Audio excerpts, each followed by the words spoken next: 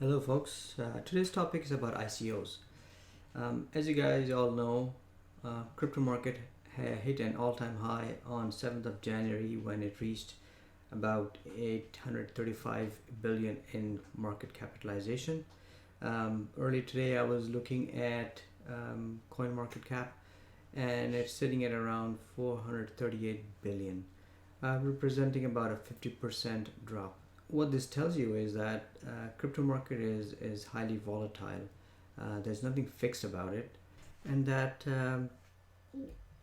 you can try technical analysis on the crypto market, but it all goes down the tubes when some big fish enter the market. So if someone buys a lot of crypto, the market automatically goes up. If somebody dumps a lot of crypto, the market goes down.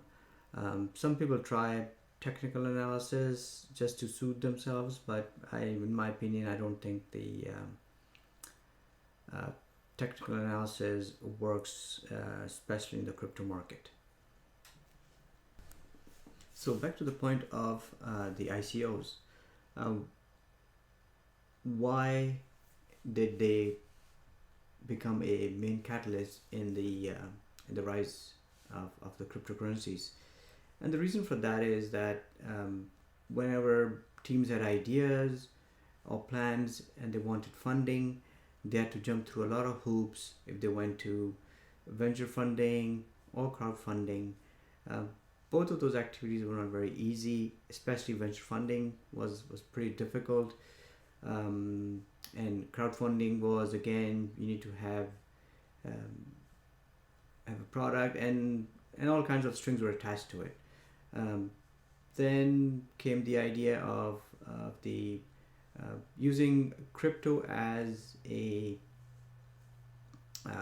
mechanism for funding. This was made pretty easy by the fact that the Ethereum platform came to life. Ethereum is, if you guys don't know, it is a platform which has its own cryptocurrency Ether, and it allows you to program your activities, which was a great thing.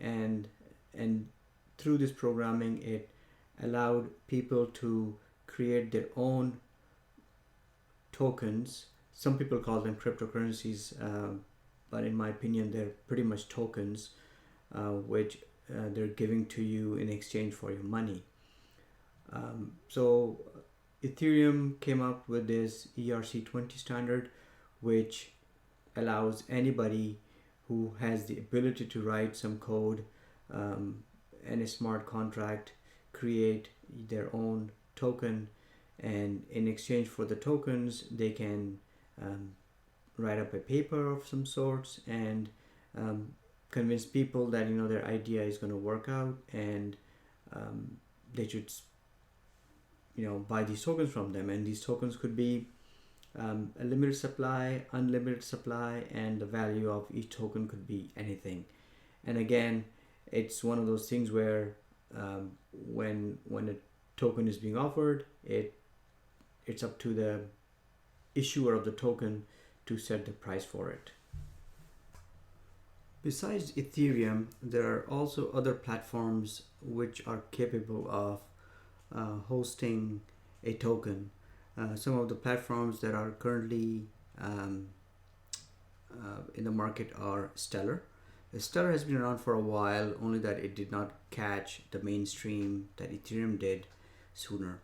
The other one is Neo, which is out of China. They have since moved to Singapore because of the restrictions in China. And then there's the other platform is called EOS. And there are more platforms as well. So these are the most famous ones at this point of time. I know some of the ICOs that were held on Ethereum, they are thinking of moving to Stellar. And the reason for ICOs becoming so mainstream is this very ease of codifying their whatever they want into code. and bringing it to market pretty quickly. Because before the advent of these platforms, Ethereum, Stellar, Neo, sorry, and EOS, um, if you wanted to create your own token, you pretty much had to take the Bitcoin blockchain, fork it, and add some more, modify the code to change your algorithm for mining, um, and add a little bit of bells and whistles, put a little bit of code on top of it, and there you go. You had your own platform. But again, it was on a case by case basis. Some wallets did not understand it, so if you create your own blockchain, you had to create your own wallet as well to support that particular blockchain. And with these platforms that the ICOs started using, it became pretty easy. Any wallet that supported the Ethereum ecosystem or Ethereum tokens, and it was compliant to the ERC20 standard, then this token could be, loaded into those wallets and sent and exchange as you do other tokens.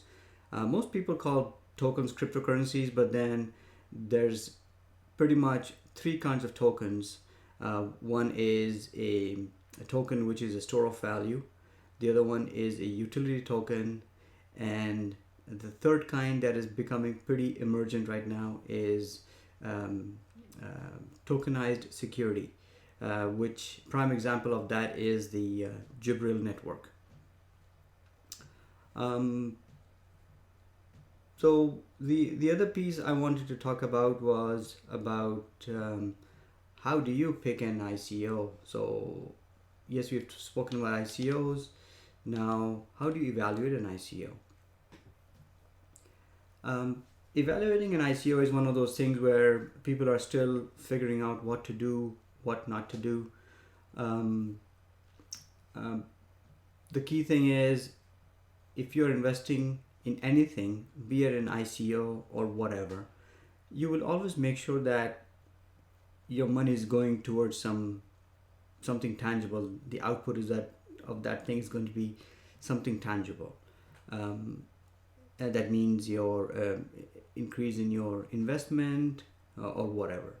So always make sure when you're investing in an ICO, and there are many cases where the ICOs have pretty much been all fluff. It's been all on paper or an idea in someone's head, and because ICOs were such a boom in 2017, everybody was jumping left, right, and center, right?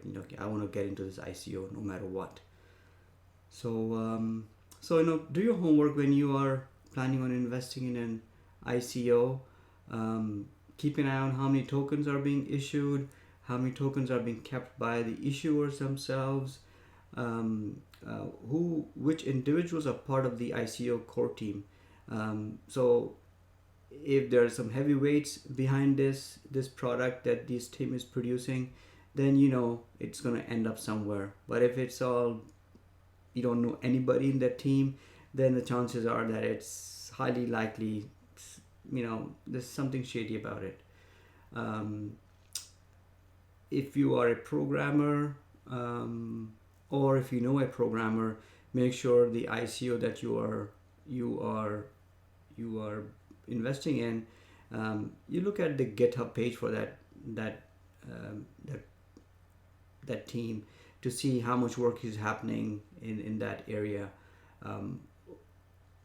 how much code is being updated, how many people are involved, how active they have been, how long they've been working on this thing, and if you know some good programmers, ask them to review the code for you and see what do they feel, what do they think. Then the other pieces are, how long does this ICO run for? Is it something that's going to run forever? What that means is there's no limit to it. They'll just keep creating tokens and people will keep buying tokens. And the next thing is, what does this team or this individual who's issuing the ICO want to do with the money that they raise, right? Do they have solid plans for it, or are they just collecting money and as it has happened, you know, um, things have gone into thin air and they pretty much disappeared. Um, One of the websites that I highly recommend is smithandcrown.com. They have a lot of good information about new ICOs, what's happening, some details about them, who's behind them, and the other website I keep track of all the new tokens is coincap.io and also coinmarketcap.com.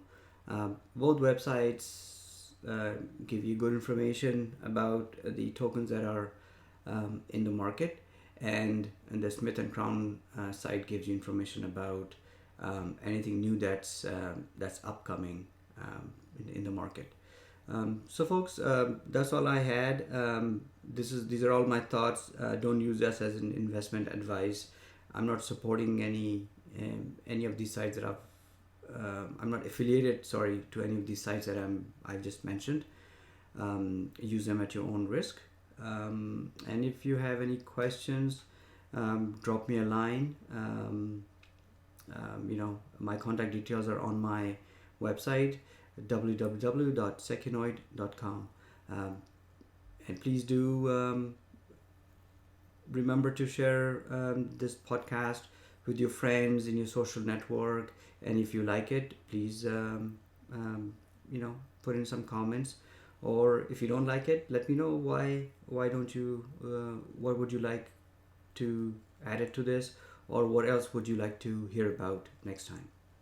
Thank you. Have a nice day, evening, afternoon, wherever you are. Thank you. Bye-bye.